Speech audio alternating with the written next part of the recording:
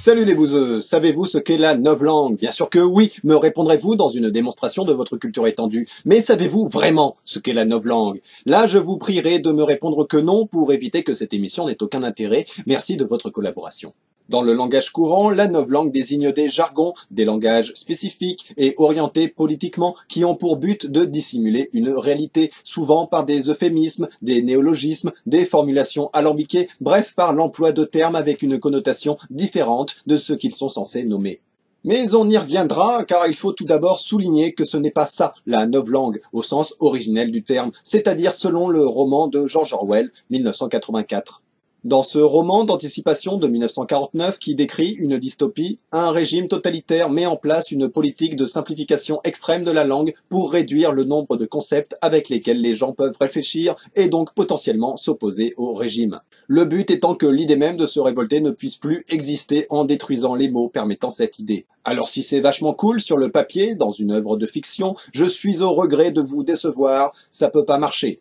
Car l'idée précède le mot. Démonstration simple, on a tous déjà eu à l'esprit une idée sans être capable de placer un mot dessus. Vous savez ce mot qu'on a en tête mais qui vient pas, qui se termine par un A avec le son en dedans. Mais merde, je l'ai presque. Putain, je l'ai sur le bout de la langue. Un clitoris. En effet, dans toute l'histoire de l'humanité, les idées ont précédé les mots étant là pour nommer des idées. Toutefois, la langue structure bien la pensée, et on peut manipuler les foules par la langue, c'est dégueulasse. On peut l'orienter idéologiquement, car si supprimer un mot ne supprime pas l'idée, changer de mot permet de changer d'idée. On en arrive donc à l'emploi courant de ce concept de novlangue. Dans la pratique, ce que l'on appelle communément une novlangue n'en est pas une, ou du moins selon la fiction de George Orwell. Ainsi, en modifiant le sens d'un mot, cette nouvelle novlangue est elle-même l'expression d'une novlangue. C'est cocasse. Bien sûr, on peut dire qu'après tout, la langue évolue, le sens des mots avec, n'est-ce pas, chère personne de droite, qui change la langue tout en se plaignant que la langue évolue? Vous, qui aimez traiter les gens de gauchistes, saviez-vous que vous ne faites que récupérer et déformer un mot qui, à l'origine, est de Lénine? Espèce de bolchevique. Car on retrouve cette accusation de novlangue notamment chez des gens très à droite envers des gens de gauche ou des libéraux macronistes, mais aussi de la gauche vers les libéraux macronistes. Il faut dire que les macronistes étant au pouvoir et que le libéralisme est l'idéologie dominante, il est logique de leur reprocher de faire usage de cette domination pour imposer leur vision du monde par une manipulation linguistique. Et ça se défend pas mal, hein. Je ne vais pas m'attarder sur le jargon de la Startup Nation qui est assez évident à moins d'avoir un eyes shitting.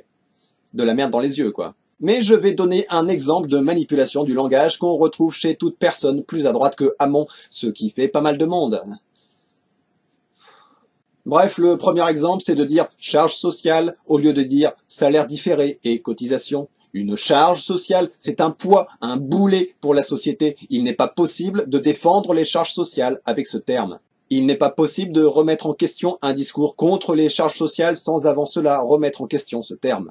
Ainsi, un orateur qui s'en sert n'aura même pas besoin de véritables arguments, étant donné que le simple usage de cette expression indique implicitement qu'il ne peut qu'avoir raison. En choisissant les bons mots pour décrire une réalité, l'orateur modifie notre perception de cette réalité. De la même manière, quand un libéral dit qu'il faut plus de flexibilité de l'emploi, ça paraît cool, c'est bien, la flexibilité, comme un roseau qui résiste à la tempête. Alors qu'en fait, ça veut juste dire qu'il veut pouvoir licencier plus facilement. Et on retrouve ça dans beaucoup de domaines et au service de nombreuses idéologies. Quand on parle de la féminisation de la société, en bien ou en mal, on induit l'idée que la société deviendrait plus féminine. Ce qui est techniquement vrai, mais tout aussi vrai que de dire que la société se démasculinise. Et en parlant de démasculinisation de la société, on induit en plus l'idée que la société est majoritairement masculine. Donc il y a une inégalité, un problème à résoudre, ce que n'implique pas la formulation féminisation.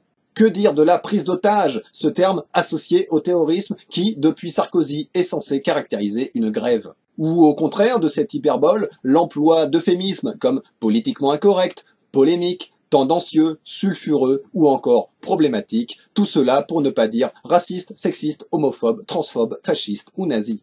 D'ailleurs, certains disent aussi les musulmans, pour ne pas dire les arabes, ethnie, pour ne pas dire race, halogène, pour ne pas dire étranger, français de souche, pour ne pas dire blanc, patriote, pour ne pas dire nationaliste, ou la vraie droite, pour ne pas dire fasciste. Que dire encore de la vidéoprotection, pour ne pas dire vidéosurveillance, alors que concrètement, une caméra ne te protège pas. Une caméra n'intervient qu'après un crime ou délit, jamais avant. Une caméra ne te protège pas de coups sur la gueule. Parfois, c'est même le contraire, surtout si celui qui tape est un flic. Bref, si dans ces cas, la désignation sous le terme novlangue de ces figures de style manipulatrices peut sembler pertinent, il faut aussi relever des cas d'emploi clairement abusifs et à leur tour manipulateurs. Le plus souvent, une telle accusation de novlangue consistera à prétendre qu'une personne pense autre chose que ce qu'elle dit, ce qui est généralement un procès d'intention en l'absence de démonstration valide. Mais en plus de cela, des concepts de gauche ou de sociologie sont présentés par leurs opposants comme étant de la novlangue, ce simple anathème étant censé disqualifier ces concepts sans même fournir le moindre argumentaire.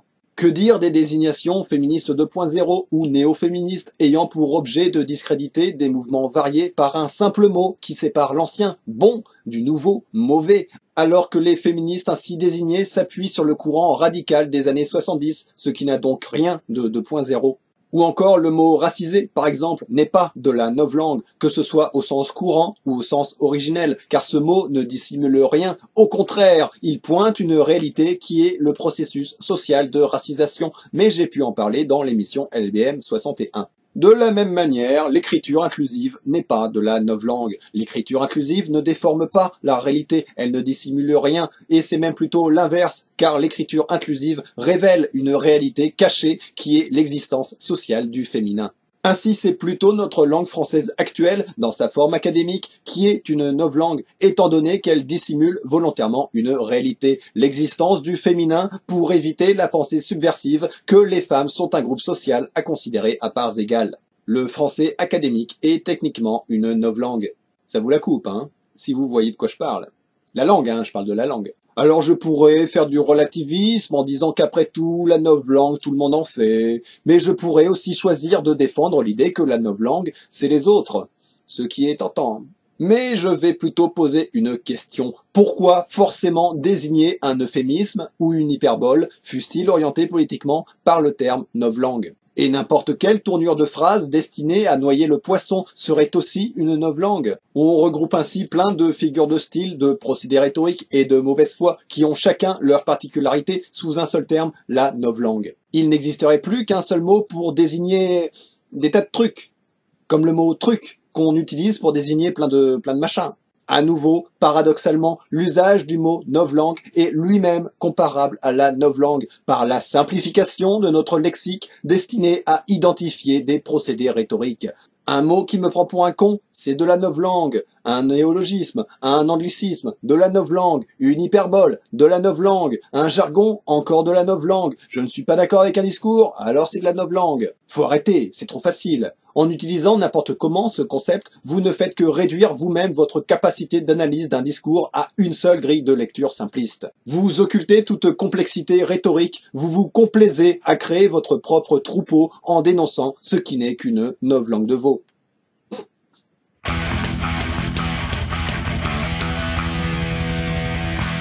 Et nous passons à la deuxième partie de notre émission pour prendre un appel. Allô ? Mais y'en a marre de la novlangue des candoles cosmopolites contre la rémigration des non-caucasoïdes halogènes qui remplacent les deux souches. Tout ça juste pour dire dehors les Noirs et les Arabes. Enculé. Ah, il a tout de suite moins de vocabulaire. On va prendre un autre appel. Allô ? Oui, allô, et que dites-vous de la novlangue consistant à traiter de complotiste toute personne avec un esprit critique ? Quel genre d'esprit critique ? Mais celui des chercheurs de véritude sur le lobby maçonnique illuminajuif des chemtrails de géo-ingénierie au vaccin à l'aluminium d'autisme. Tout ça juste pour dire que vous voulez vous croire intéressant. Dors bien, mouton. Je vois qu'il n'apprécie pas d'entendre la vérité. On va prendre un autre appel. Allô ? Oui, allô, ce que vous avez pas dit, comme par hasard, c'est que 1984, c'est une critique de la gauche. Vous voulez parler de 1984 par George Orwell, le mec qui est allé participer à la guerre civile espagnole pour pouvoir tirer au fusil sur des nationalistes ? Oui, bon, il avait quelques défauts, mais son livre décrit l'utopie de la gauche. Un régime policier hiérarchisé où domine l'autorité avec une justice ferme et rapide dont la peine de mort. Ah, ça c'est la France que j'aime.